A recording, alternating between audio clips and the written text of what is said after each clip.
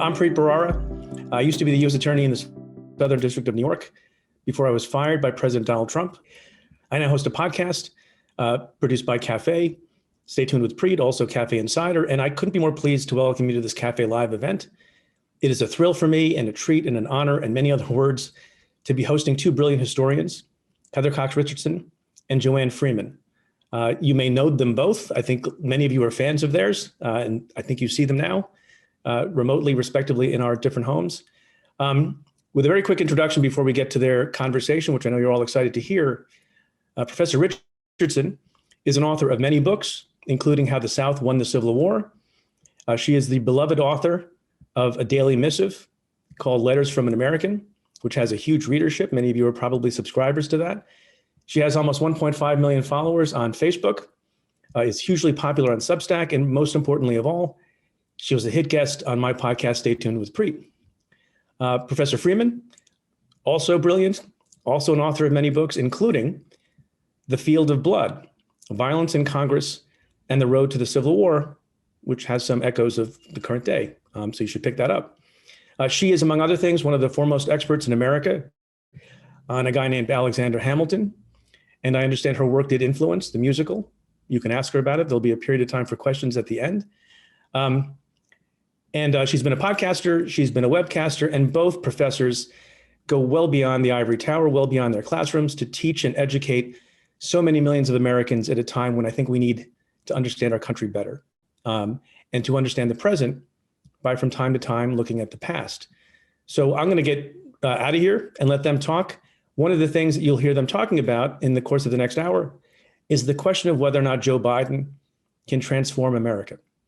And my guess is, I'm not sure, but my guess is these two historians will look a little bit to history and prior presidencies to answer that question. So enjoy, have fun. I'm looking forward to the conversation. Welcome to everyone for joining us here on Cafe Live for this conversation between Heather Cox Richardson and myself. And I know we've both been looking forward to this and to the chance to do one of the things that we like to do together, which is just engage in conversation about stuff. There has been a lot of stuff to talk about in the recent past. And so part of what we want to do here is have a chance to talk to each other about, as Preet suggested, how the past can really show us something about the present. And obviously the present moment that we're in is a Biden moment, and I'll come back to that in a moment. And we also wanted, obviously, to share that with you, to give you a chance to ask some questions, and for you to actually enjoy this conversation as much as we do, because that's part of the fun of history as well. So welcome. I'm thrilled to be here, and I'm glad this night has finally arrived. And in a way, I think, Heather, the thing I'm going to start with, so not surprisingly, Heather and I pondered what we should do, what we should start with. And it had a nice Zoom conversation about this. And at one point, Heather told an anecdote, which we both, of course, said, that seems like something that might lead to a subject. So Heather, tell everyone, not just me, about this email that you got and why it struck you. Well, so I would love to do that. I also want to say how pleased I am to be doing this, because what viewers don't know is that Joanne and I do a lot of these sort of presentations, but generally what we do is we tell people facts of what happened, but then we go out by ourselves and play with ideas and think about things in new ways. And the idea behind this conversation was to show you a little bit of what we do, just as we think things over. And I had such a good time with planning this show that I said to her, maybe we should skip the live thing and write a book together instead about it. So it all came from this. I wrote the other night about the American Rescue Plan, and I wrote about it as a game changer in American history and how it really showed this major sea change in history. And I got an angry letter from a reader who said that sounded very much like I was shilling for the Democrats. And how could I say such a thing? It was no longer, my letter was no longer even-handed. And I wrote back and I said, I don't quite know what to say, because I didn't take a position on the American Rescue Plan, but I don't know how you can look at that particular piece of legislation and not see it as a game changer, not see it as a sea change. So I was talking to Joanne about it, and I said, but that kind of begs the question. How do you tell what a sea change is in history, especially when we are living through it? Are we living through a sea change? And so we both went and thought about it. And, you think about it, Joe Biden's done a lot of stuff since he got into office. He started with the executive orders and the executive memos, and he has changed our stance toward Russia. And he has, gone through a whole long list of changes in the cabinet and inclusion that look like they're a big deal. But you know what? Most presidents do things that look like a big deal. So we started to think about what it means for an administration to be a game changer. And I, of course, said, it's all about economics. And Joanne said, not so fast. So we actually came up with a list of what it means to have a game-changing presidency. And then, as one does, we went through every president in history to decide whether or not that person was a game changer. And stunningly, Martin Van Buren did not make the list. I'm going to let you do this, Joanne, because you're the one who said, hey, hang on with the economics. There's something more important. Okay, so you want me to talk about the sort of blob of things that we... Yeah, let's go through what it takes to be a game changer. Okay, so, and some of these I think are going to be obvious in a way, but I think taken together, they really offer a portrait of a sort of grouping of things that would logically lead to game changing and not just a good start of a presidency. So the first thing we thought about, which is an obvious one, is a dramatic break from what came before.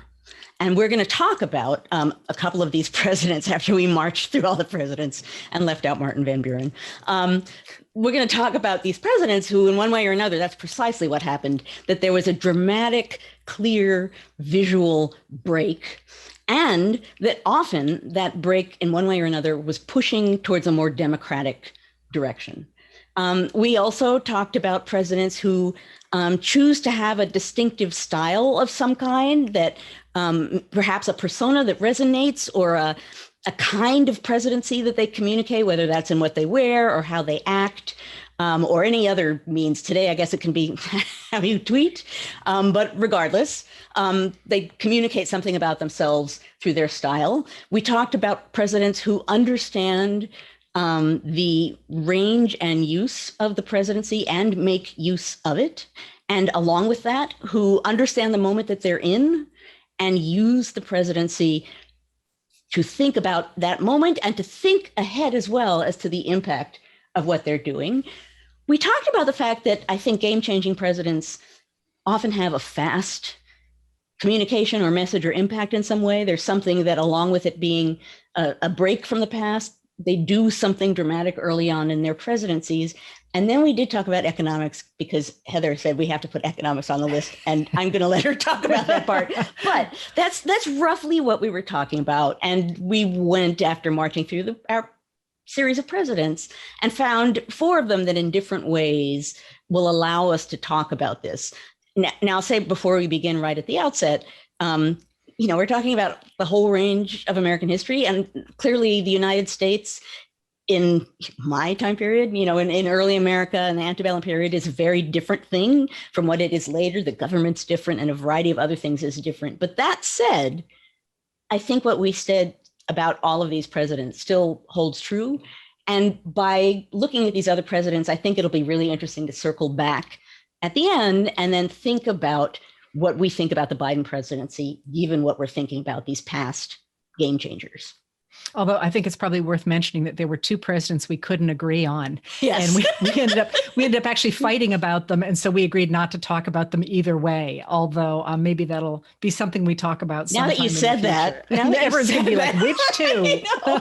Maybe we'll tell you which 2 it was. Yeah. And I believe the answer to why we wouldn't talk about one of them was, I said, because I don't like him.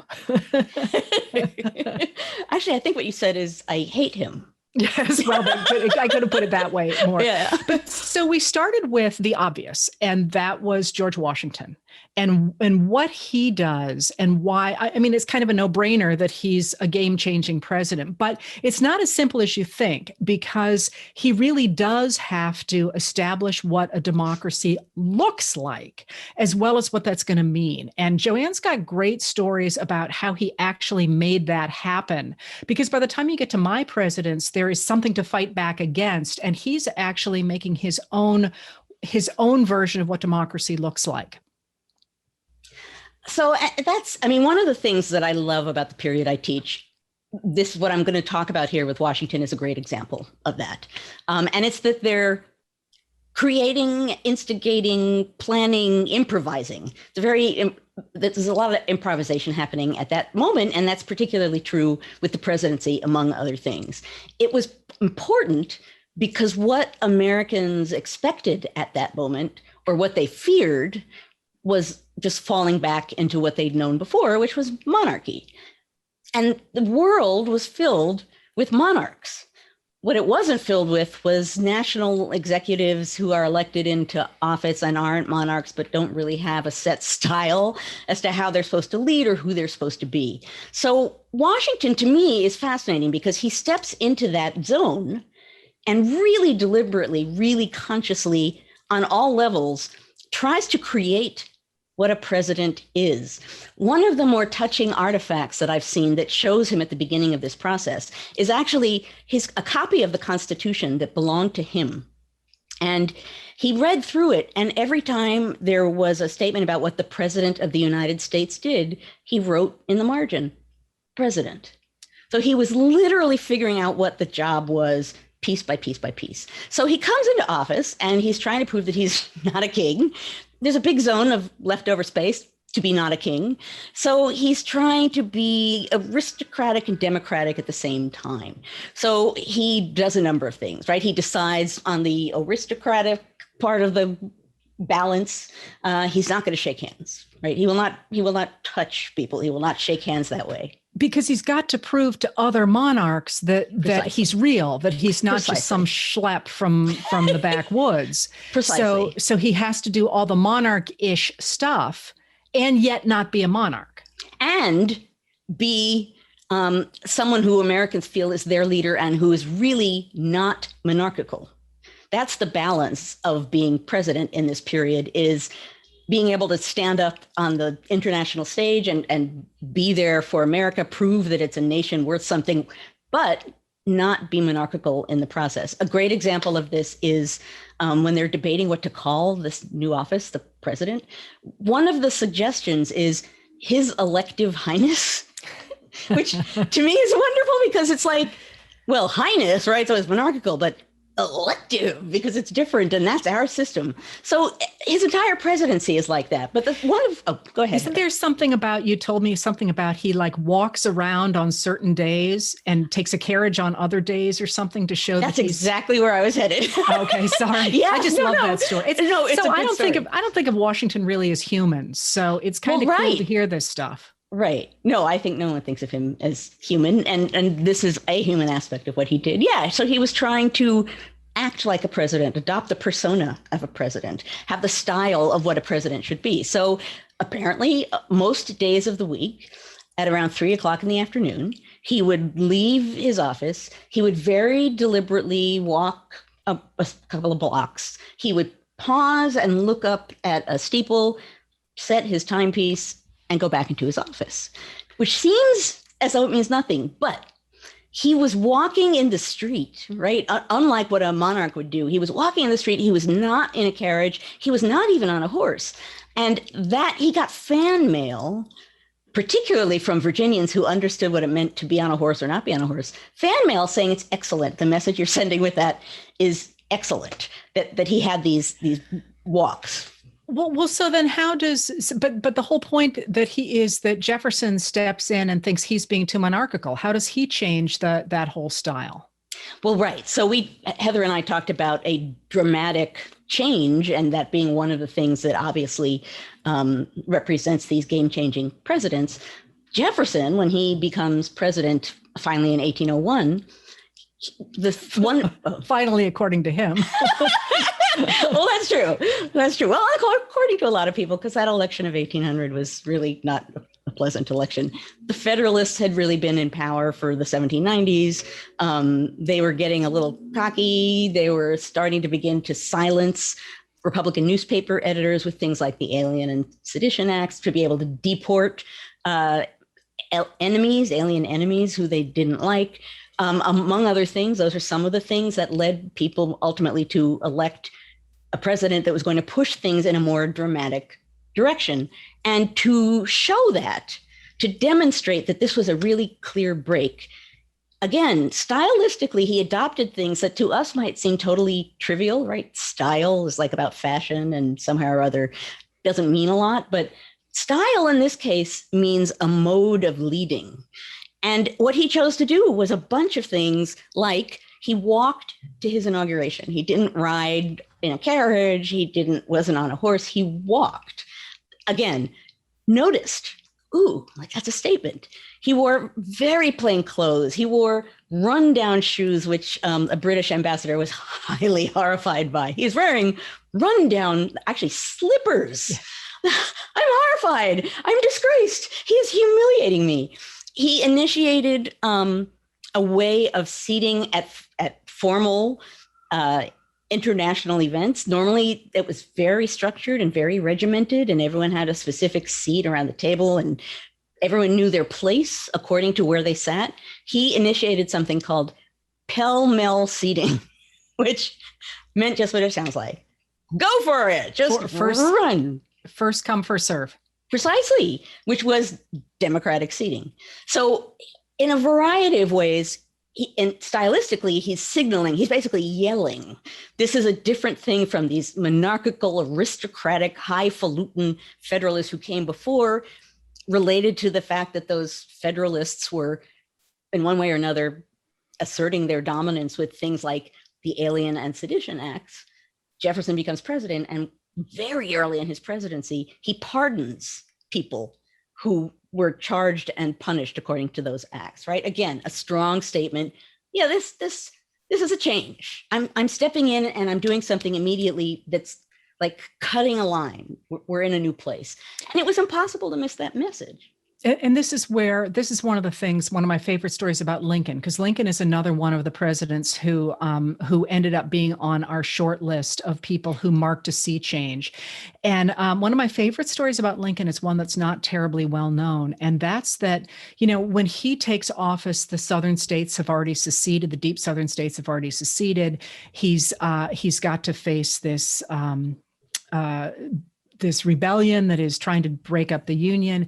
And one of the first, and of course, Congress isn't going to be in session when he takes office in March. It's not supposed to be coming back into session until December, but he's going to call an emergency session in July, which turns out to be important as well. But one of the things that he does is shortly before the election of 1860, there's a slave trader arrested, and he's a guy from Portland, Maine. His name is Nathaniel Gordon, and he goes ahead.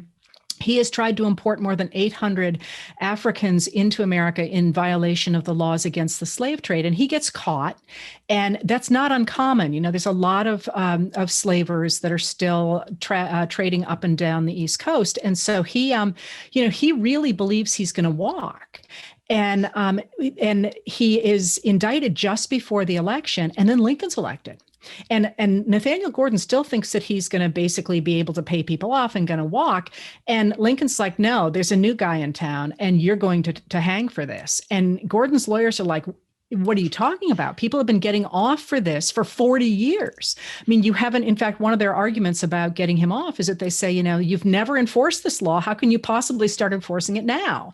And Lincoln's like, right? What we're talking about is sudden accountability. Well, and the sudden accountability thing, it's going to echo, and when we will pick it back up, and I look at this and I think, I'm jumping a little bit ahead here, but think of the Capitol rioters who thought that they were going to get away with what they were getting away with because they've been getting away with it since the Bundys and, reach back in time in our society. And all of a sudden they're like, wait, you can't put me in jail. And that's exactly what Nathaniel Gordon said. You can't put me in jail. And Lincoln's like, oh, yes, I can. And Nathaniel Gordon in 1862 becomes the first and only American ever hanged for engaging in the slave trade. Lincoln would not hear his widow. He would not hear his friends. He said, we need to make an example of him. And it was a really dramatic, really, talk about saying there's a new kid in town and we're playing the game differently. But here's my question, Heather, related to that. How widely known was that? You're talking about people in his circle. talking to him about it? Did the public know, or how did the public know? Oh yeah. They knew it through newspapers. And because it was a really big deal, because this whole, the whole American economy had been running on slavery. And it was kind of, everybody knew it was happening. Everybody knew these slavers were still out there. Nathaniel Gordon was not considered what he did was maybe not talked about in polite circles, but he was, he had a nice home, he had a nice wife, and it was pretty much accepted with his behavior. And all of a sudden, there was going to be some repercussions for engaging in breaking the law, which people have been doing for 40 years. So that was one of those really dramatic moments where we tend to pay attention to what's actually happening in the battlefields. It's going to happen so quickly in April, for example, and all the things that take place after that. But that was a really big, oh boy, things are different now. We should have had that on the list, Heather. The oh boy factor. Well, people were shocked. And certainly Nathaniel Gordon's widow, wife and then widow, was shocked. She's like, what's going on here? I married a sea captain. He's not supposed to be getting hanged, but he was. Now, we've talked about Washington, we've talked about Jefferson, we've talked about Lincoln. There's another president that we're going to talk about who I bet that people could guess who this president is, but not necessarily guess everything that we're going to be saying about him. So go ahead, Heather, reveal the surprise. So the obvious person to talk about in this moment is Franklin Delano Roosevelt, FDR. And what's interesting about him and the style in which he comes in, because what you set up was the idea that the presidents that we recognized as game changers were ones who recognized the moment in which they were living. And they were sort of embodying a pent-up demand on the part of the people. And FDR does that in spades. And what's interesting about that is, of course, he comes into office during the Great Depression, 1933.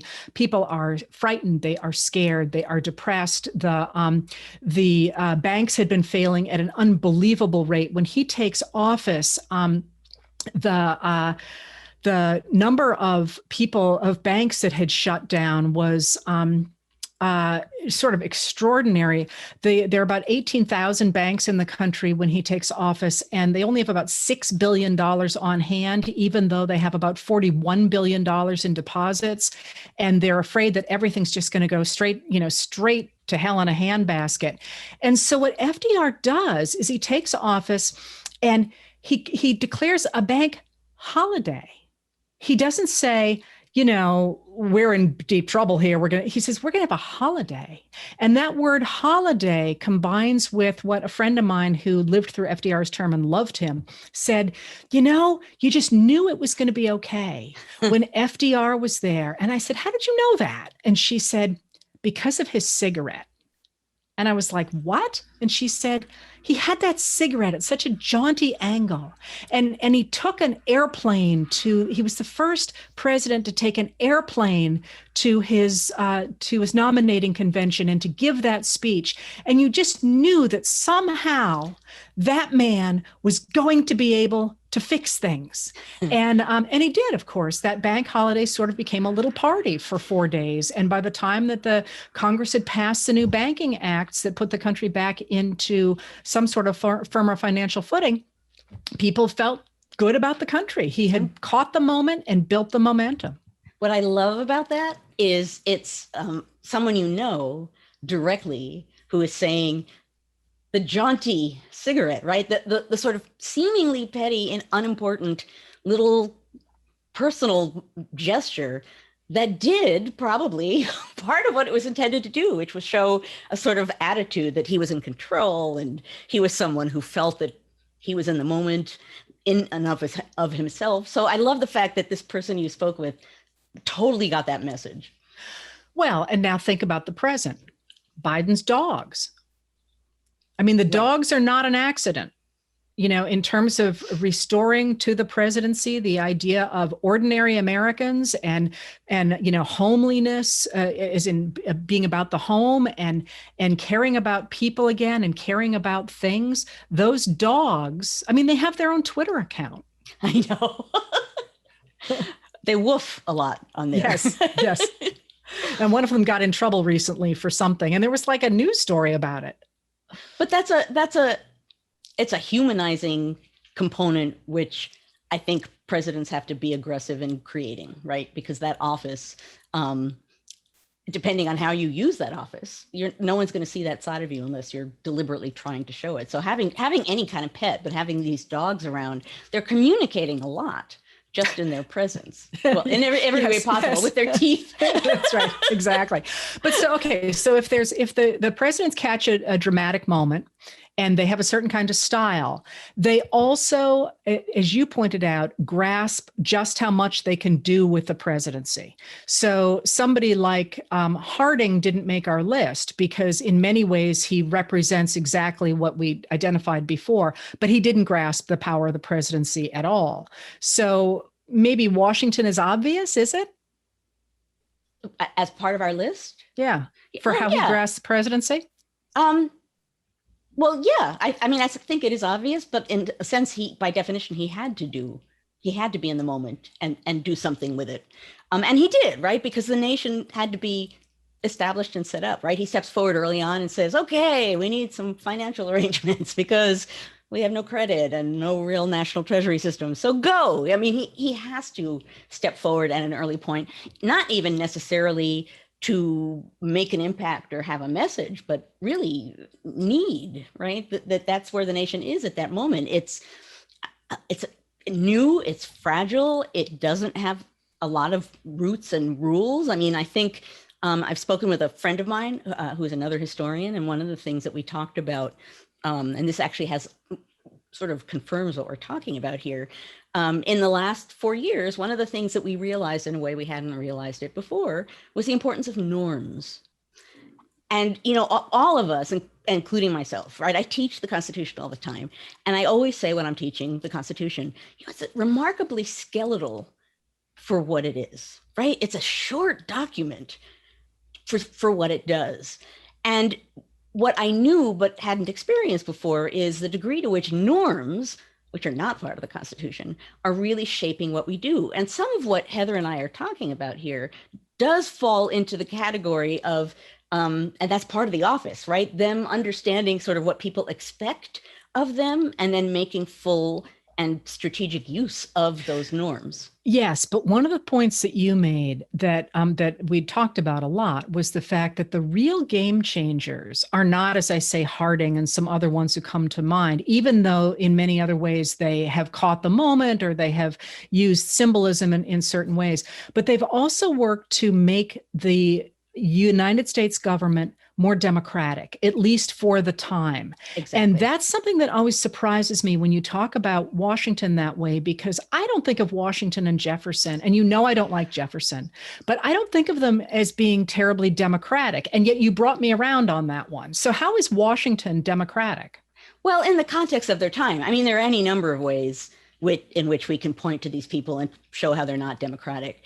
In the context of that moment, though, Washington is being an anti-monarch, right? And in that sense, he's pushing against a tradition that's much less democratic. I mean, the United States is not democratic by any means during his presidency, but that's the direction he's pushing, and that's the direction he can claim to be pushing, right? This is something new. This is something different. This is not the old world. This is a new world. And Jefferson as well. I mean, one of the major things being talked about, particularly in the late 1790s, is how democratic a republic is the republic going to be? How engaged in politics will normal Americans be? And the Federalists answer that question by saying, preferably not too involved in normal politics, right? We would prefer you quiet and out of the way. So Jefferson, for all that he does that isn't particularly democratic, he does step forward and say, no, actually, I think that, the people should lead, and he means that beyond rhetoric.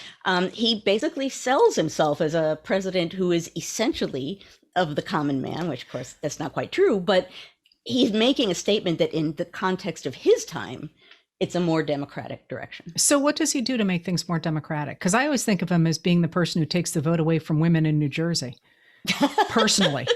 Takes the ballots out of their hands. Which is maybe picky.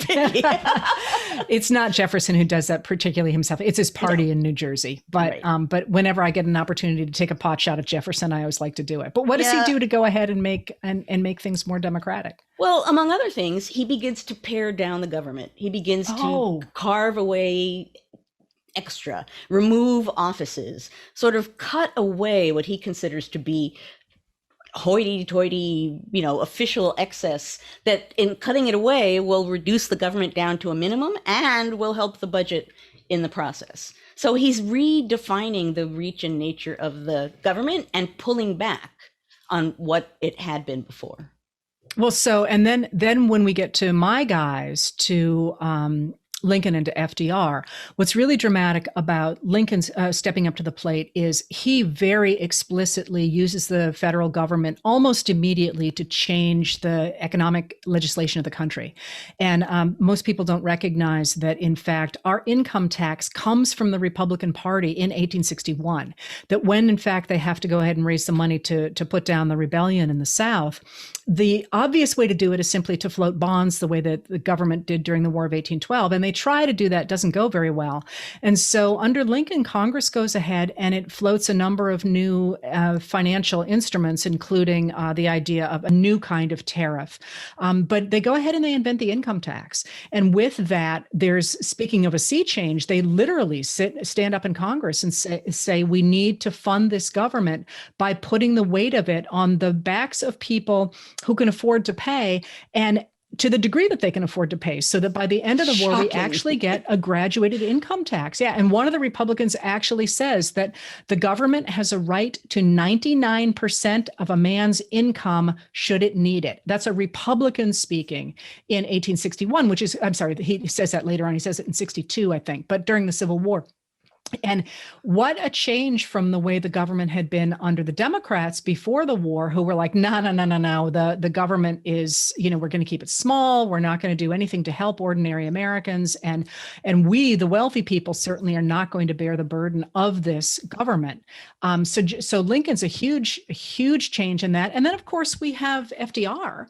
And FDR, quite out of the box, pushes back against the Republicans of the 1920s, who were deliberately,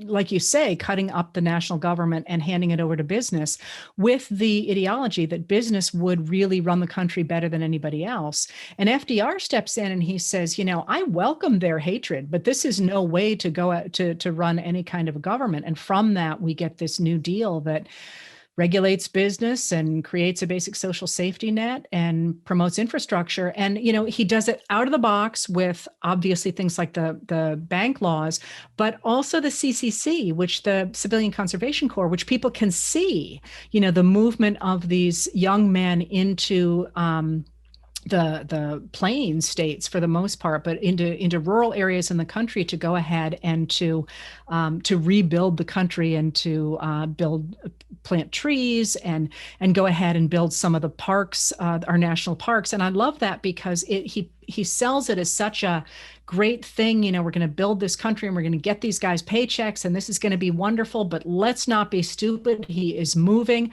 young men out of the cities right before the summer, which is when they riot. So it's just this beautiful moment that he manages to use his need to stop the violence or the potential for violence in the country, and instead is using it to redefine the country. And that's I think, why for me, this American Rescue Plan has been a game changer, because for everything else that Biden has done, and there's been a lot of it, this is the one that says we are going to be using the federal government in order to lift people out of poverty, especially children. It's focused on children.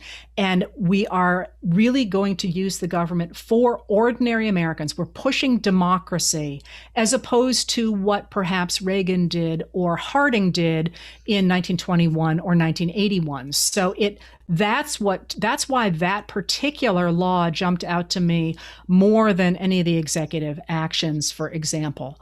Well, and particularly too, the things that it's doing, and this is logical, but still, when you get back to dramatic break, right? The many things that rescue plan is doing all represent a very fundamental dramatic break from what came before. Things that have been talked about, things that have been discussed as policy, things that Democrats have said they wanted. But if you're trying to signal a break and a change and something different, that kind of hits you in the face as something that is all those things. The other thing I think that Biden did really early on was having such a diverse group of appointments. Again, really dramatic, in your face. This is something different. There was value to it in and of itself, but by doing it the way he did it, and actually the way he did it was not necessarily screaming about the fact that, look at me, diversity. He's actually sort of been chugging along doing this stuff, but the stuff is so obviously a break from what came before that, at least as of this moment, that's what it feels like is happening. But you know what's here. interesting is that in all the cases we're talking about, the previous presidents in a way teed up the people we're talking about.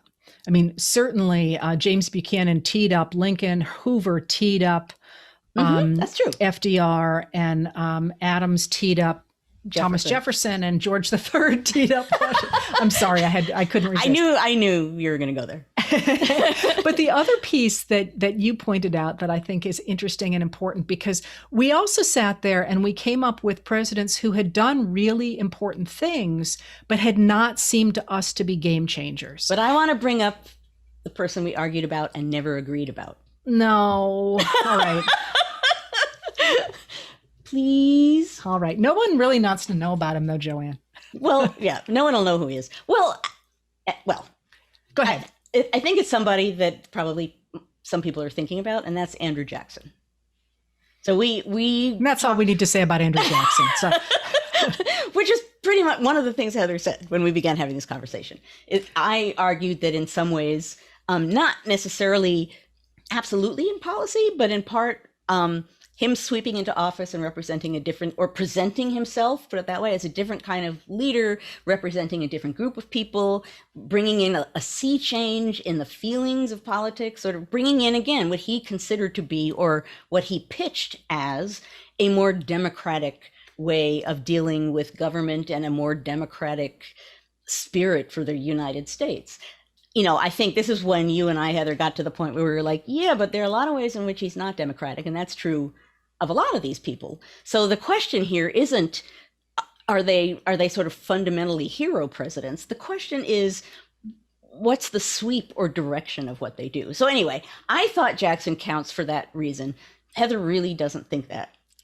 well, I had, this was so splitting hairs. I didn't think Jackson counted because I don't think he believed it himself. I think he only talked about democracy because it was the only way he could get into the White House. And the first thing he does is he, throws out the indigenous people out to Oklahoma and takes all their land and creates, an oligarchy. So, but that's the point. He's not Mr. Democrat. No, but he's making that message in an aggressive kind of a way that people understood. But the other one that I thought, the other point of this that I thought was really interesting for our current moment was one of the things we identified is that these guys had to be a game changer. You had to change things quickly out of the box and get momentum behind you, because there were presidents we identified who did really big things. I mean, in many ways, you could argue that that the Monroe Doctrine, James Monroe, was a big deal. But it's like in the last 2.5 seconds of his administration, so nobody pays any attention to it. Or even some of the major legislation that takes place later on in someone's presidency doesn't count. And one of the things about all 4 of the people we're identifying, 5 if you include Joe Biden, is that they've done something really dramatic, really quickly, and they built momentum behind it. Right. And that seemed to matter, because I was interested in the fact that when Joanne was talking about this with Washington and Jefferson, you said their second administrations were disasters. Right. They were not good. So it's interesting. That's a really interesting point. I did say that. They come into office, Washington is setting precedents, Jefferson is saying, this is a change.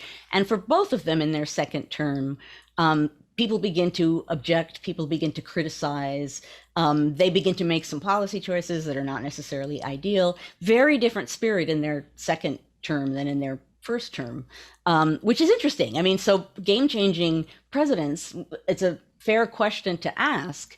Is it game-changing when they come in that first term? And do we count? I guess we're counting that, right? Because these presidencies don't have charmingly wonderful second terms, and yet they're seen as game changers. I mean, you said, obviously, that Lincoln wins the prize for having the most unfortunate second. All right. So sometimes we're a little irreverent when we talk privately, but yes. But I think the question on the table is, when I define game changing, it's changing an era, not just changing what happened immediately before you, but are you somebody that the history books will remember as the beginning of an era?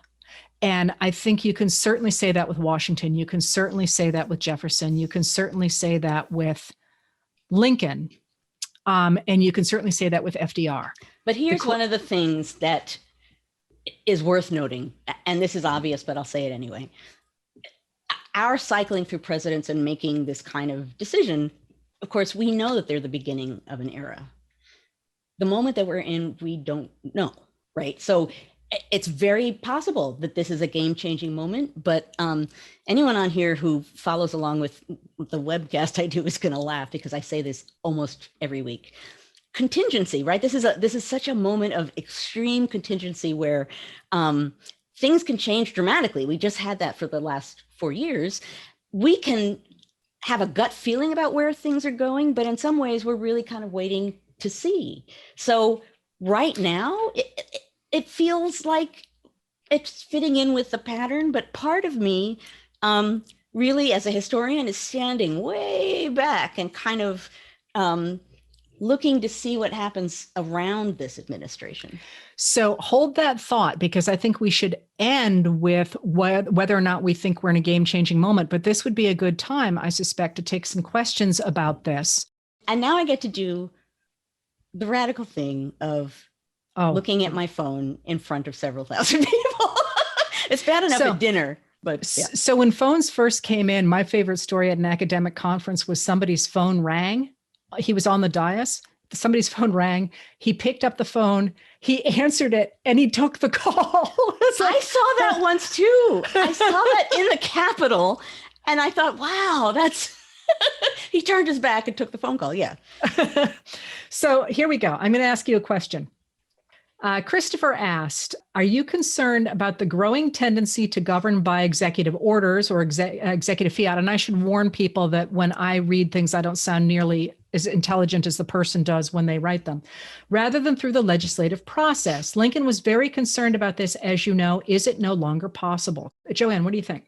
I mean, obviously, we've had a lot of conversation about executive orders and how many of them there should be and what they should be. And as a matter of fact, we're in a moment where the independence of the various branches of government and their power has been in some degree up for debate. But I'm not sure if I have a definitive opinion on whether this is possible. You might, given what you know more about the modern presidency. Yeah, I do, Chris. This is from Christopher. I do, Christopher. I'm very concerned about the drift toward presidential power.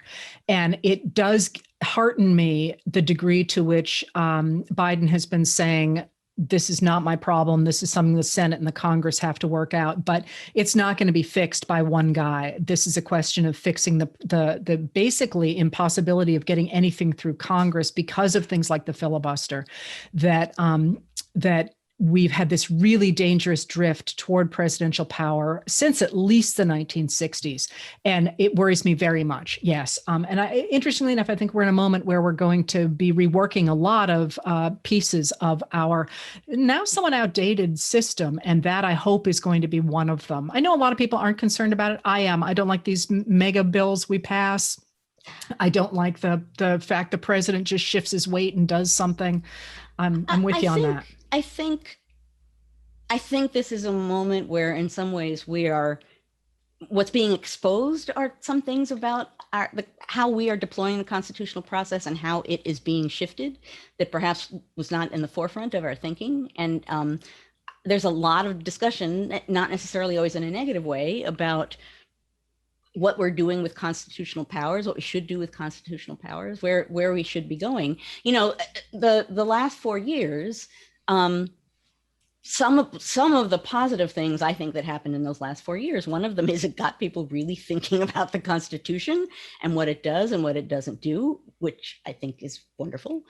And another one is it reminded people of something that was in the Constitution, which is protest. right? It reminded people of the significance of that and got a lot of younger people engaged in doing that. And I suppose part of what I'm saying with this is not necessarily related to Christopher's question. I just think we're in a moment that I heard another historian, I think Rachel Selden, talked about constitutional creativity, right? We've had moments like that in the past. I don't know if we're in a moment like that now, but it's an interesting question that relates to what you're talking about the shifting direction of power and who has it and how much they have. It's also been a long time since we've had a whole bunch of amendments to the Constitution, and they usually go in waves. So, it just, my gut says we're going to be getting some. There's some things that need to be ironed out for sure. But here's a great one here from Carolyn, who said she heard George W. Bush say that he wanted to be a page 2 president. Who were the folks who did not want to be game changers? Oh, really? Because we actually did talk about this, and this will go back to something actually here that somebody else asked about. What about whether or not Trump was a game changer? And that's that. Here we go. Marcia asked, why wouldn't President Trump be considered a game changer? He was a break from what came before him and all that. But there are certain, I'm not sure we did talk about what it meant not to be a game changer. Right. So you want to take that to start, Joanne? Well, right. I mean, but phrased that way, it's actually a really interesting question. Not only not being a game changer, but not wanting to be a game changer. And I'm the early Americanist. I always go back to early America. And one person who actually very aggressively did not want to be a game changer was John Adams. How do you become president after George Washington and think you're going to do anything better than him in the public eye? So Adams, just like he kept Washington's cabinet, he kind of just followed in the footsteps of Washington because Washington was revered at the time. So not only does he not want to be a game changer, he feels the shadow of Washington looming over him. So he's trying just to continue on. Now, that said, when we get almost in a war with France in the late 1790s, and suddenly the public is cheering him on because he's a wartime or quasi-wartime president, he likes that, right? He begins to be in the spirit of the moment in the late 1790s and instigate some extreme policies. But initially, he wants just the opposite of being a game changer. He wants to be seen as a continuation. And I think that that's the answer. There are presidents who want simply to continue what came before because they see themselves as people who aren't going to rock the boat. And especially those presidents who want other people to take action. So a great example of that would be Calvin Coolidge, right? Who in the 1920s simply wanted to go ahead and turn the government over to business and make sure the federal government became as invisible as it possibly could.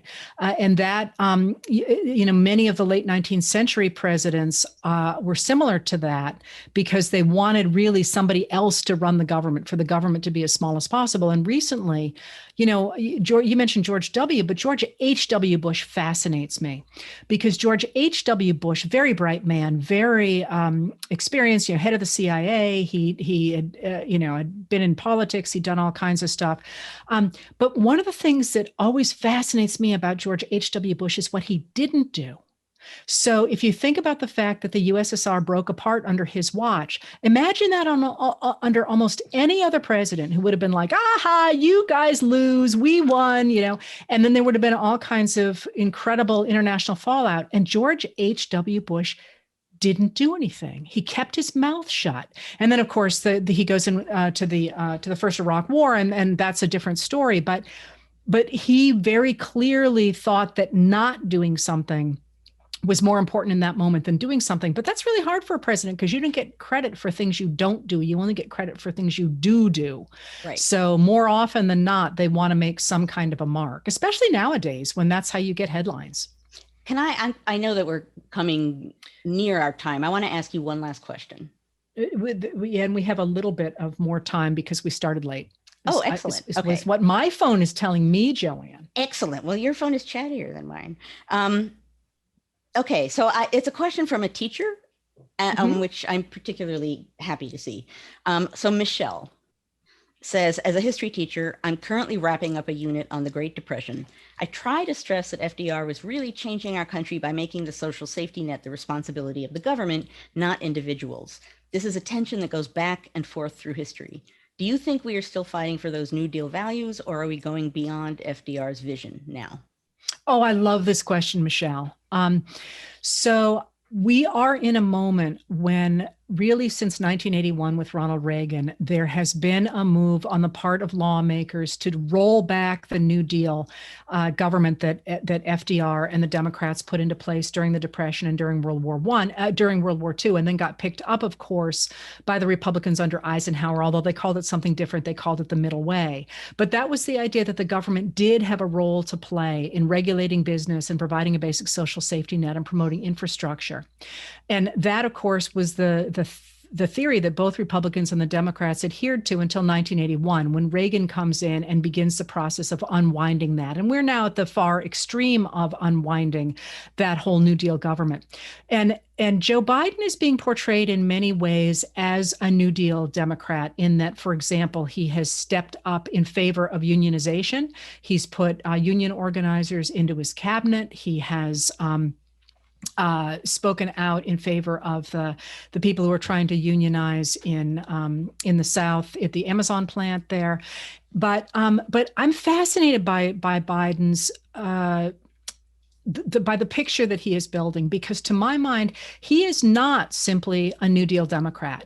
In fact, he's something quite different than a New Deal Democrat, because although certainly he is embracing the idea that the government has a role to play in the economy and in the social safety net and in infrastructure, he is not seeing that role as one of supporting, what is essentially a heteronormative white nuclear family. He's not looking for the job for the white guy to go home. He's not looking for Archie Bunker to have a job, which is Archie Bunker actually comes out of, he's a World War II veteran.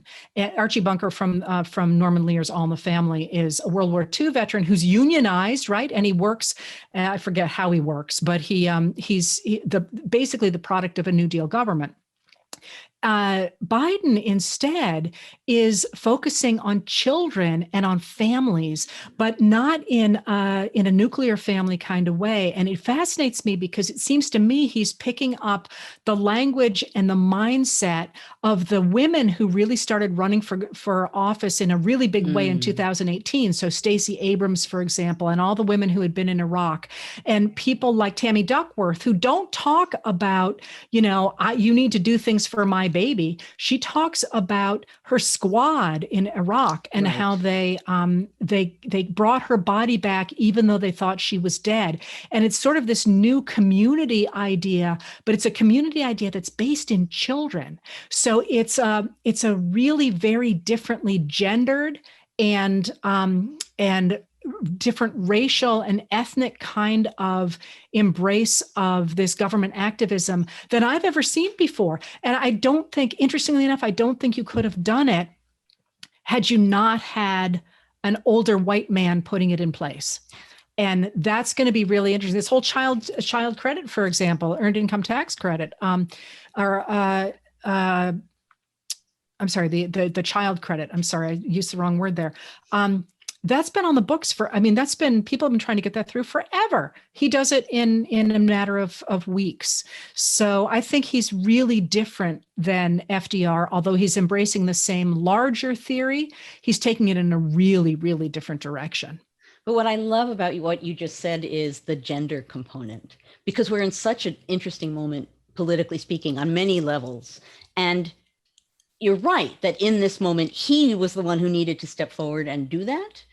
But it's in a climate where that kind of language, that kind of impulse is front and center. So it is actually, it's kind of related to what we're saying, right? It's of this moment, that kind of legislation is born of this moment because in part of the change in the gender component in government and the spirit of government that brings with it. And, that also is a dramatic change from what came before. So actually that act as well, in and of itself, kind of fits with some of what we've been saying about these other presidents. I have a question I want to ask that we can both talk to. Yes. It's from Andrew. And it is, we often talk about presidential power and its growth. Could you speak to a time when Congress exercised power as a truly co-equal branch of government? and I can mention the 19th century, but then I want to hear what you have to say more broadly. We're so used to the presidency always being front and center, and in a variety of ways, politically, as far as power is concerned, as far as weight and authority is concerned. But the fact of the matter is, for a chunk of the 19th century, Congress was in the news. The mass amount of column inches in newspapers was devoted to Congress. People were following along with what congressmen were saying. Entire speeches were printed in newspapers. Congress was seen as the center. Congress was seen as where the energy is. And that's shifted over time. But in some of the recent work that I did, that was fascinating, because the degree to which people were not looking at Congress as a kind of representative body, representing things that are broader, but seeing it as the center of action and engaging with their members of Congress in a really direct way that right now we don't see. It's an interesting moment. It's not like the current moment. And it's an example, I'm sure there are others, that the balance that we experience is, number one, not inevitable and hasn't always been this way over time. Yeah, I'm laughing because I agree with the 19th century and the Congress people in the 19th century being where everything happens. And of course, that always makes me think of the giant fist fight on the floor of Congress where, they all try and kill each other. And finally, someone yanks off a wig and stops the whole thing from happening. 1858. Yeah, in 1858, it's a huge fight. But what's interesting about that fight is it's a group of Republicans and a group of Democrats running at each other on the floor of the House, and they're armed. Yeah. So on the one hand, it represents the sort of nation eroding, and others look at it and see it as the onset of war. So another conversation we can have sometime is about Congress and what it actually represents. Well, in the 20th century, just to bring the question up to the present, the 20th century, Congress is very important as well. Right through, I would say, it comes and goes. It really kind of falls into almost disuse, if you will, in the 1920s for various reasons, largely because when the Republicans try and switch from being the anti Woodrow Wilson party to becoming the party in power, they don't do it very well. And so there's a power vacuum, and it tends to go to the cabinet, believe it or not, to people like Andrew Mellon at Treasury and at Herbert Hoover at Commerce.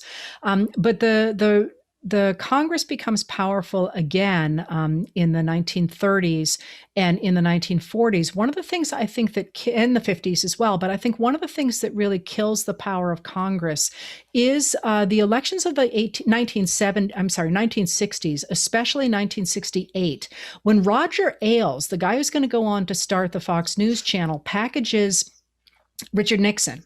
Richard Nixon hates media after how badly he got destroyed with the debates with JFK in 1960. And interestingly enough, in those debates, they are both talking about their roles in Congress and literally what committees they sat on in Congress. And so in 68, when they decide they have to package Nixon, they get Roger Ailes on board. And Roger Ailes says, we got to stop trying to engage people in politics because politics is boring. What we have to do is we have to reach their emotions. We got to stop talking about policy. And we essentially have to turn our politicians into movie stars. He doesn't say that. I'm the one saying that. But in terms of it being boring and how we have to rely on people's emotions, he says that's faster, it's easier. And, and Eisenhower in many ways gave them a blueprint for that, because Eisenhower had the parades and all that sort of thing. So increasingly, since the 1960s, we have gotten this idea of a president as being more than a co-equal branch of government, but really the picture of the government, the person who represents the government. And I think that's one of the things that's bled power toward the president. But Congress, even until very recently, continued to be strong and had to work with the president. It's just not the way it was in the 1960s, in part because of that. And I see we have. Preet has reappeared. I reappeared. Before you say anything, I just want to thank everybody for coming, because this has been an amazing opportunity for Heather and I to have this kind of conversation. And it's been amazing. I feel bad interrupting. I could have listened to you for another couple of hours, especially on this issue that to me is one of the most important issues of the day, not just historically, but this moment, the supine Congress and how they've abdicated responsibility. So maybe we can pick this up another time. I want to thank both of you most importantly, for making us all smarter. A couple of housekeeping things. One, people have been asking in the chat whether or not this conversation will be available on in some other form. It will be. There'll be an edited version on Stay Tuned with Preet as a podcast. There will also be a video version posted at some point on cafe.com. We will have more events like this, so you should follow Cafe on Facebook. I have 3 observations that I want to end with, and then thank you again. One, history professors are the best professors. And I think, I'm pandering, but I think that's okay. But it's okay. It's totally okay. My second observation, speaking of game changing, we're talking about game changers. You guys are game changers in so many ways. So I want to thank you for that also. And then third, I will say this thing that you guys just did, it would make an intriguing and interesting podcast, wouldn't it? It could. Just saying. It would be fun. It could. It could. Thank you, folks. I hope we can do this again. Professor Freeman, Professor Richardson, thank you for your service. Thank you for writing. And you've got a letter to write, I believe, Professor Richardson. So I might take tonight off. If you noticed, I didn't do one last weekend with the expectation that I might be tired tonight. So we'll see. We'll see what the president says. What our possibly game-changing president says in about an hour. Talk about timing. Thanks, everybody. It was great fun, and I appreciate everyone joining. Till next time. Bye, everyone.